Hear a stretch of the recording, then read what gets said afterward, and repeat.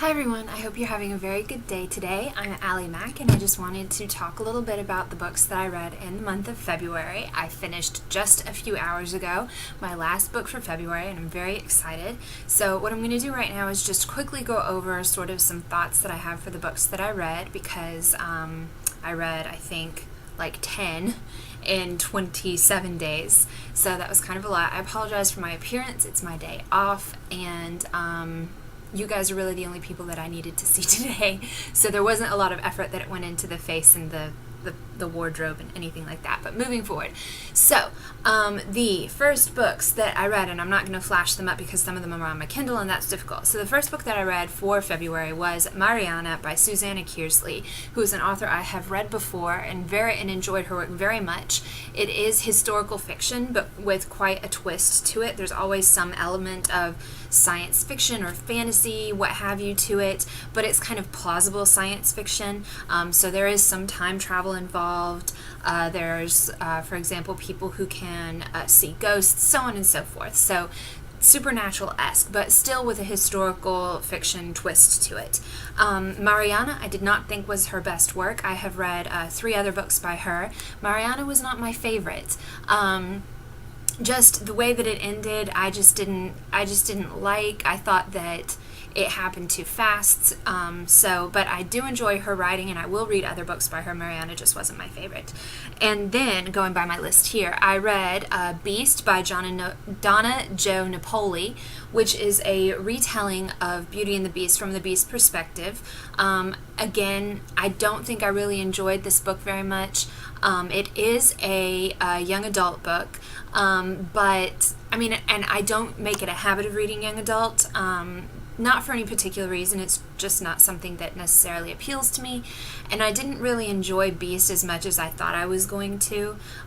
In this particular rendition of Beauty and the Beast, you learn that the Beast was once a Persian prince and was cursed, and that is how he actually becomes a lion as opposed to like sort of a generic kind of a beast.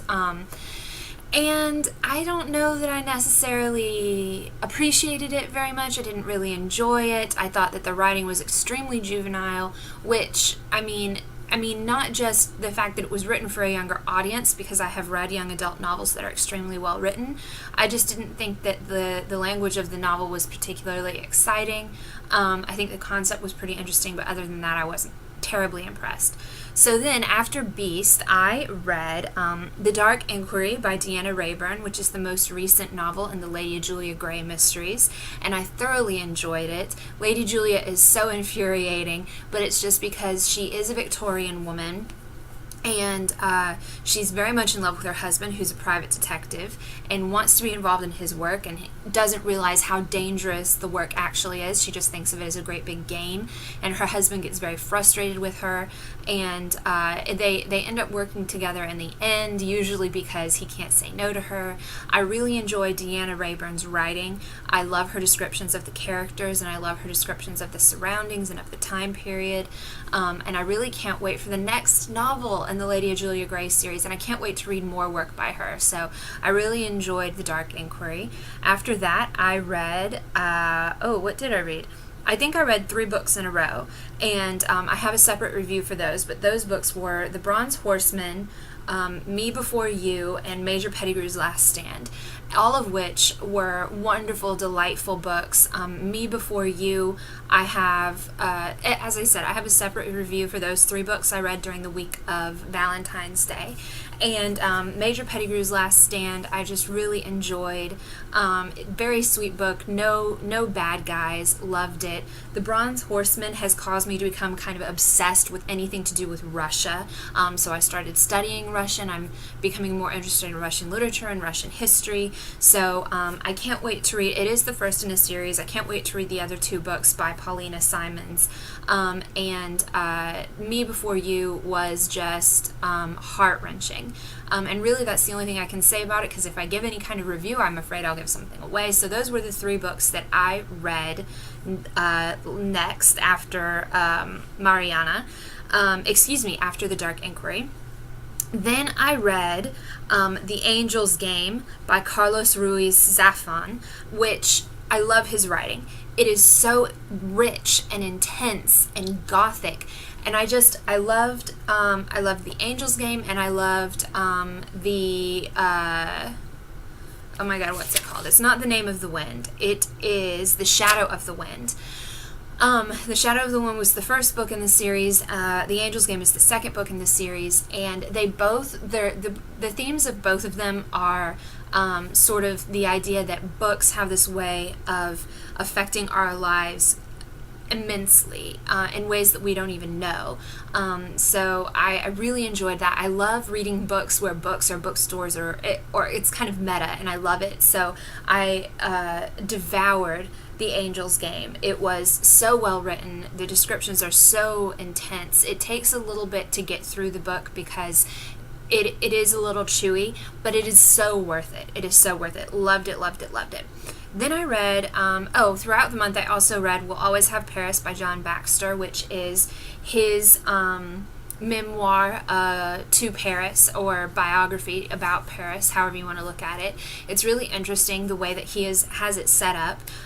He has had a lifelong fascination with Paris and France in general, and at one point in his life met a French woman, and they fell in love, but it wasn't like they didn't get together for whatever reason. Then they do get together, and so episodes from their initial courtship and their marriage and having a child sort of laced together with different episodes and periods in Paris's history, and it's really anecdotal, which I really loved. It talks about more of the quirky side of Paris as opposed to the historical side of Paris, so I really enjoyed that. Camera Obscura by Lavi Tidar I read because I obviously bought it and wanted to read it just to accomplish a goal for myself, because this is the year where I won't buy any new books. I don't enjoy the Bookman series, which is what Camera Obscura is, the second book in this series. I don't enjoy it. It is a strange combination of alternate history and steampunk, and I just don't, it's too much for me. It's too many things all meshed together, and there is not a lot of explanation about the world that you enter. They use all of these terms to describe France, to describe America, but it's not called America, and you don't really realize that until you read through it, and it's like it shouldn't be that hard. So and all I have to say is lizard monarchs. Okay, after that I read that in the Bookman, and I was like, what? And so now it's just, I can't deal with it. So I don't think I will be reading any more of Lavi Tidar's work, yeah, that's pretty much all I have to say about that. And so finally, the book that I just finished reading today was And Only to Deceive by Tasha Alexander, which is the first book in the Lady Emily series. I bought this book because it was a recommendation if you enjoyed Deanna Rayburn. And having read And Only to Deceive, I have to say that I think it's not as vibrant as Lady Julia. I hate to start comparing the two because they're not written by the same person, but if this author in this series was recommended to me, then and because of a different series, I guess I'm going to end up doing that. I found Lady Emily to be not as witty as Lady Julia. There were a lot of really kind of insane similarities. Both of these ladies at the beginning of the series lost their husbands.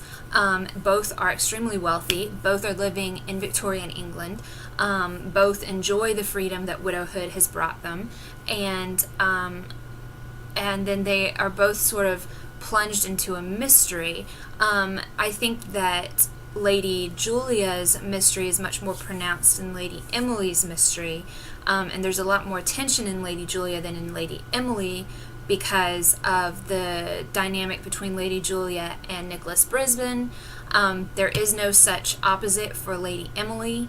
I find Lady Emily to be extremely naive. All in all, I found her to be sort of she pales in comparison to Lady Julia. I think I will read the second book in 2015 just because I'd like to give her a chance. But I definitely prefer the Lady Julia series to the Lady Emily series at this point. Obviously, when I read more books, I'll be able to make a more educated decision. But as of right now, as of right now, I have finished all of my books for February. I am super excited that I'm really excited to move on to March reads, and so I'm going to make a couple more videos today. They should be up later this afternoon, and I will see you guys later. Bye!